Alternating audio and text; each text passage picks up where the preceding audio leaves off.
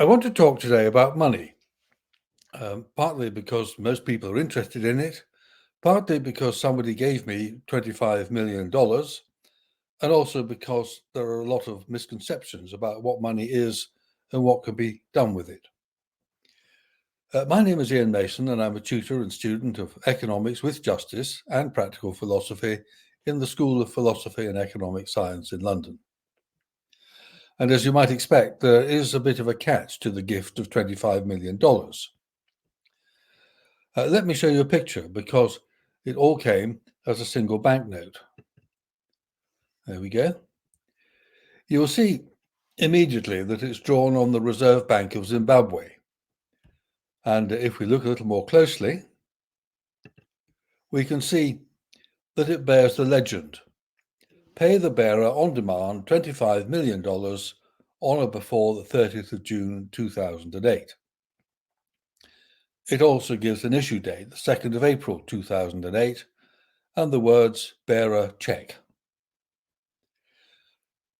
What this means is that this banknote was valid currency in Zimbabwe for 3 months in 2008.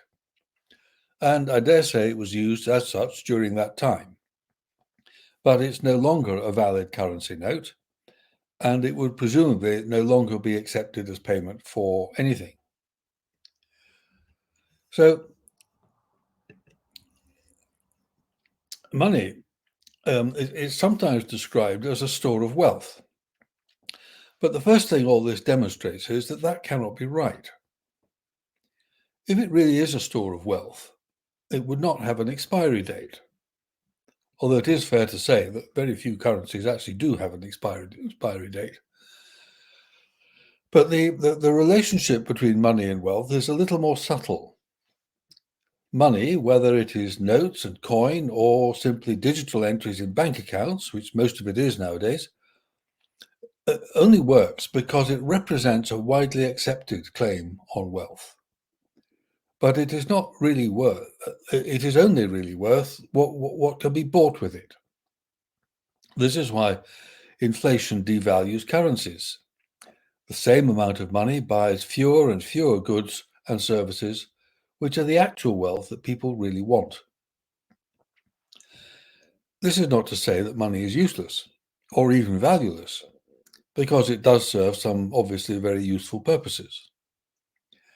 As a simple unit of account, it enables all sorts of extremely different things and activities to be denominated in exactly the same terms. So that, for example, a day's work in any kind of job might be worth $100, which might pay for a week's groceries and some petrol for a car, which are the wealth that the worker is really working for. This also illustrates the other major use or function of money. It works as a medium of exchange to make it possible to exchange, for example, a day's work for a whole selection of wished-for items, which, without every employer having to maintain a warehouse full of groceries and other items to pay employees with. A modern market economy wouldn't actually be possible without it.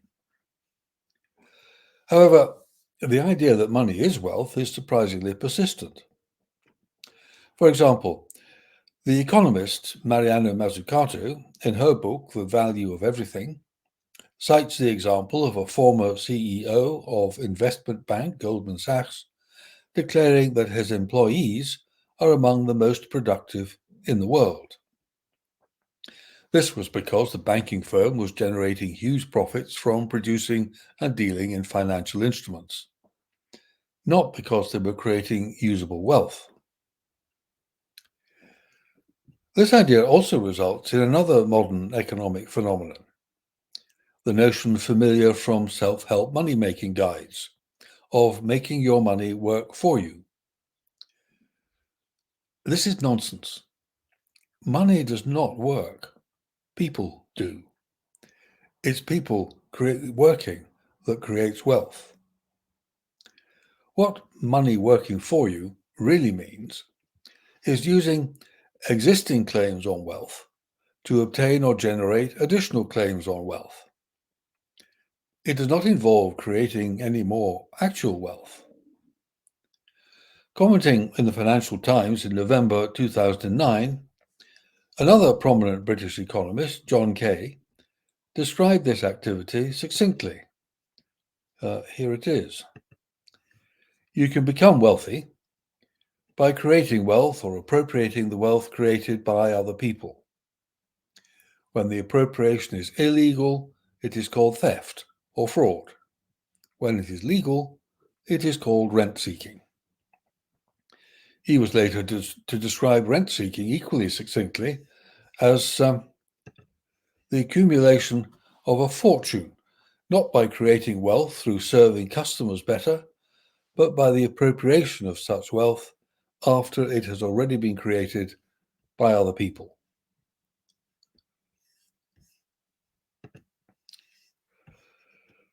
Mariana Mazzucato also has a name for this activity. She calls it the extractive economy, which she clearly distinguishes from what she calls the productive economy, the economy that creates real value by providing useful goods and services. It's tempting to say that the result of all this is the creation of whole industries devoted to the extractive economy. But even this is not quite accurate, unless you're referring to gambling casinos, I suppose. I've no doubt that the CEOs of Goldman Sachs and many other gigantic banks and financial institutions would point to the real service that they provide in making banking and financial services available to industry and enterprise, which they do. But this is disguise. Those services are valuable and necessary, but their real target is to extract value in terms of claims on wealth, not to create wealth by providing goods and services. Understanding the real nature of money and some of the misconceptions about it certainly helps to understand what's really going on in economic life. Because if, as Kay describes, the extractive economy works by appropriating wealth already created by working people, it follows that those same working people are being deprived of at least some of the wealth they themselves create. This is why economics with justice matters. Importing justice into the picture forces us to ask serious questions about all this and to demand answers. And serious questions and answers are the lifeblood of functioning democracies. So, thank you for listening.